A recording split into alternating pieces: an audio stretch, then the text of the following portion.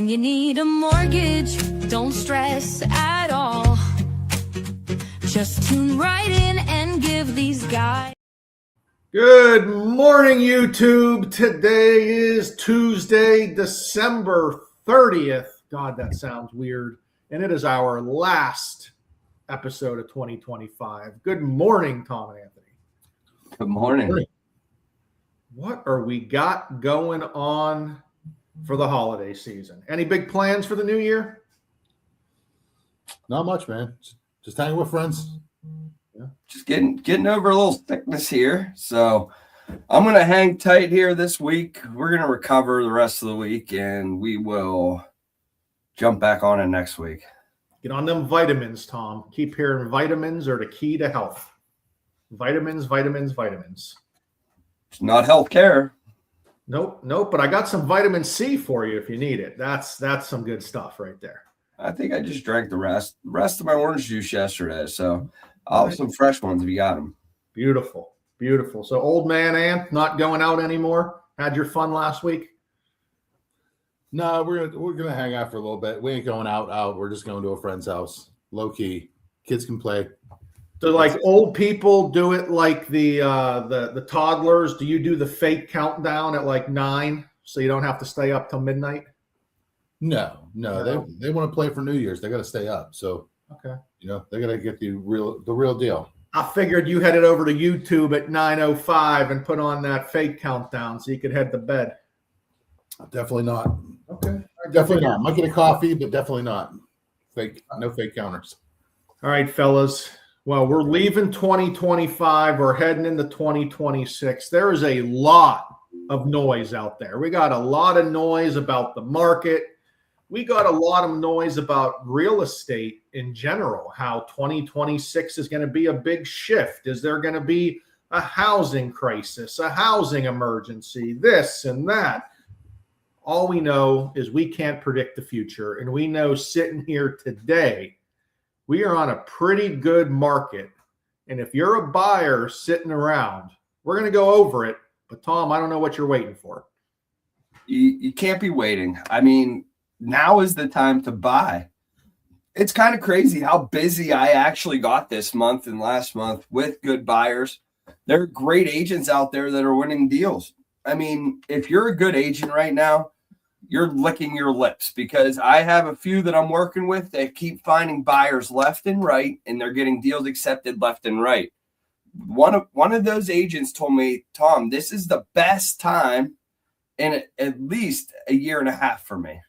She said it's easy to get deals accepted, and it's actually fun to take buyers out. I mean, I know not everybody feels that, and maybe not every area is like that, but there are agents that are hungry. So, I mean, the buyers need to find a hungry agent to find them the house. Yeah, and let's remember, there's plenty of listing agents out there that loved houses selling before even the open house and going over asking. And, well, yeah, that's an easy market for them. It is not as much of an easy market for sellers. Sellers' houses are sitting. They're panicking a little bit. They're not getting any offers. They're not getting any showings. That's one of the reasons you should be looking now. 37% more inventory today than we had last year at this time. And interest rates have dropped. Our lowest interest rate that I could find at West Penn Financial today is 5.5% with an APR of 5.94. 5.5%. I was told in April of this year, if rates get down to 5.5%, there's going to be some crazy number of millions of buyers back in the market, and they're trickling back, but they're not running back yet. And I don't know why. Well, you know what? It's the famous word right now that everybody's talking about, that we've been talking about forever: affordability, right? I mean, the rate's going to help with that monthly payment, but it's not the end all be all, because prices are still up, and clients actually need to work with a team that's actually going to provide them options, and not just one program. Here's a 30-year fixed mortgage. Have a nice day. They need options, and they're not getting that out there. And unfortunately, whoever they're working with is not sending them to a team that is actually going to provide those options. So, people are waiting for rates to come down to COVID levels, and they're going to be very disappointed when they don't see that, because now they're going to be paying more for a house, next year if it's a multiple offer situation. I mean, you can't wait. I mean, now's the best time to buy. It has been all year. So you said two very important things. One being affordability, and two being now the time because of programs. So if you can pull up the first article.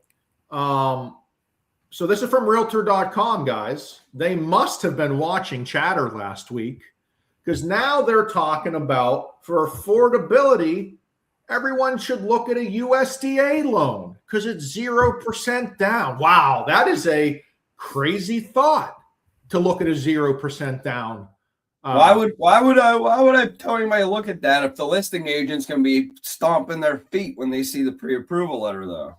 Well, those listing agents are going to be out of this market by the end of the year, Tom, because they are not going to be able to sustain that line of thinking any longer. That market has shifted. That market is gone, and they're going to start accepting these offers, or else they're going to go hungry, because they're very, very, very good offers to accept. So we're ahead of Realtor.com. Just wanted to throw that out there, that they watch chatter and they're like, oh crap, chatter is talking about affordability, USDA loans. Yes, they're a unique program.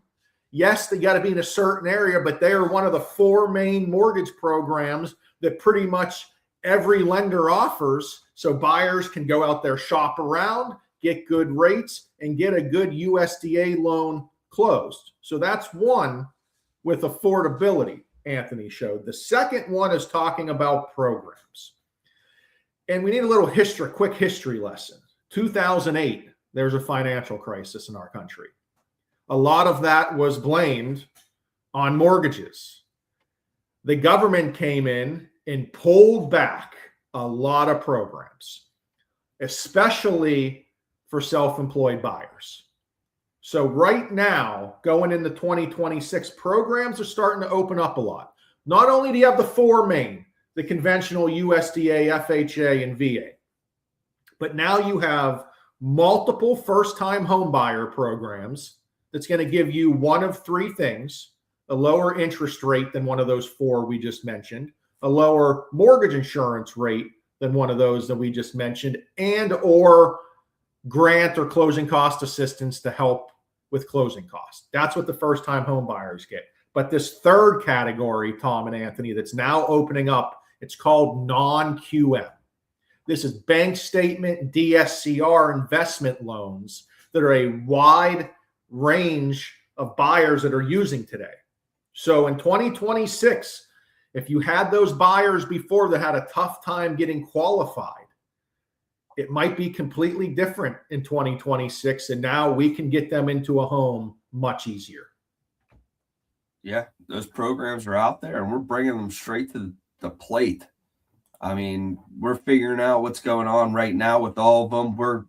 Investors are calling us daily, trying to get us signed up for these products, because we do think that it is going to take a quarter of the business here next year and maybe the years to come. So it is a very strong product. We're going to keep pushing this out there to you guys. But we have to have you guys, have your buyers call us. We have to be able to help them. That is the name of the game. You cannot look at a person and tell what mortgage program is best for them. They have to get pre-approved as first step. That way you guys know as realtors what offer you should be putting in for them. You can't just say, oh, you'd be great. You need to see the whole picture. You need to see credit. You need to see job history. You need to see income. You need to see debts. And you can't do that by just talking to someone. So in 2026, we are really pushing again to get those pre-approvals done quick and early. At West Penn, they're good for 120 days. There's no reason to be doing this pre-approval last minute. No, I mean, that should be the first thing a client does. Because at the end of the day, agents and, the client gets so much information from so many different people. Ultimately, I understand agents want to provide some type of service, by giving them estimates, but, they certainly shouldn't be that forefront, giving them program options, because they don't know anything about that buyer except for that conversation. So working with a solid team who's going to do that for them, give them options, help you submit the offer based on what's going to work best for the buyer, not the seller, technically, is going to make that overall process a lot smoother. And you're not going to have issues after you get the offer accepted when the client says, oh, well, so-and-so said I could do this.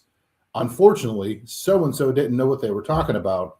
It's actually this, so having a strong pre-approval is going to really help in any offer. But, I know we're kicking it off 2026 with a lot of programs, a lot of options, and ready for some pre-offer huddles. So let's make this happen. And frankly, the reason for this is there's a lot of hybrid programs now. There's a lot of conventional loans, but you can get closing cost assistance. There's some investment programs that you don't even need income to qualify for. There is just a lot that goes into being a loan officer and qualifying for the right program that you just can't sit there and say, put 20% down, be a conventional loan. That's the only loan program. There's, I don't even know how many variables of loan pro, 10, 20, 30, 40, 50 different types of mortgage programs that you can get that buyer into.